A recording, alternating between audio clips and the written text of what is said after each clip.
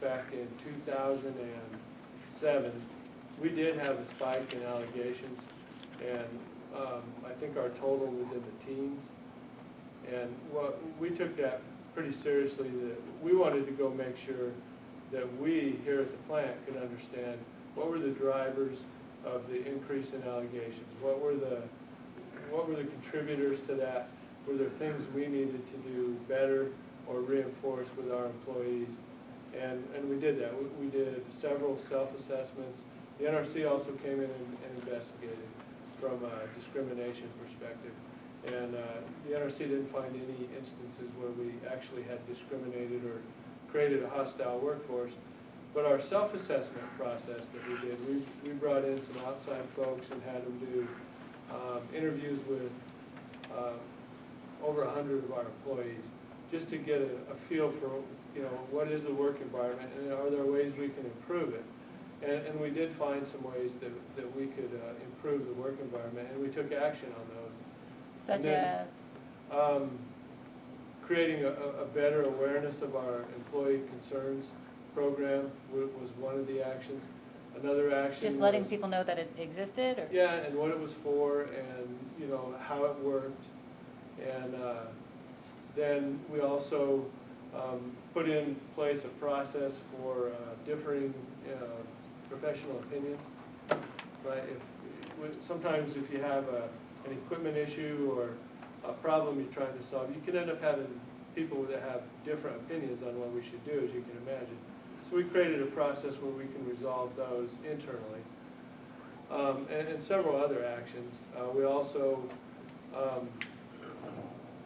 moved our security force, which used to be a contract security force. Now they're all Ameren employees, so we brought those folks in-house as Ameren employees, because whether it was intentional or not, we were kind of creating an us versus them feeling, and bringing those folks in as Ameren employees has really gone a long way towards making them feel more like part of the team.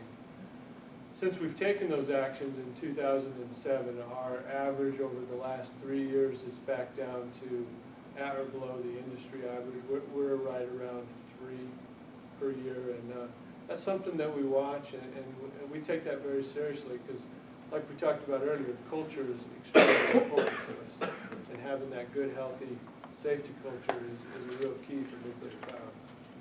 But the Navy has a big influence on commercial nuclear power, from standards, from how to operate equipment correctly, how to do things right, because in the Navy, your life was on the line quite a bit, especially when we were, back in the Cold War days, and when you're out on ops, you really had to do things right the first time.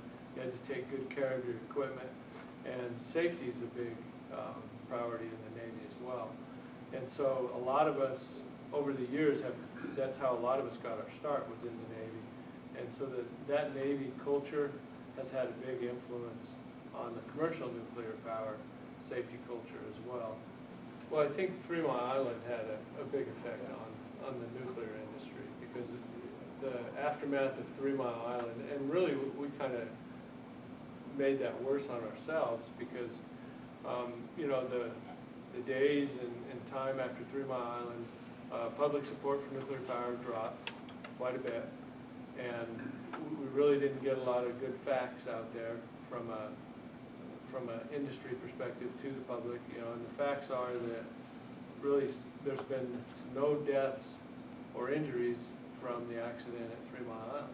But our industry also, our strategy, after the public support got real low, our strategy was the more we can stay off the radar, the better. And we also knew that in order to stay in business, we're going to have to make power safer than anybody else does it. We're going to have to really get our stuff together, make power better and safer than anybody else does it. And the mistake we made is, over the years, we didn't tell anybody. If we were off the radar and nobody was paying attention to us, that's the way we want it. Well, now we're getting into where we're wanting to get public support back, where nuclear is back in the limelight, and Now it's it's a process, it's an education, it's a communication process. You know, for a long time after 9/11, we didn't let people come in and do tours. Well, that was a mistake too, to close our doors. We should be letting people come in here all the time, let them see the good things that go on, and let them see that this is a clean, vibrant plant. And the people that work here, you know, aren't running around in yellow suits and scared to death, that they're really good, high-quality people doing a good job.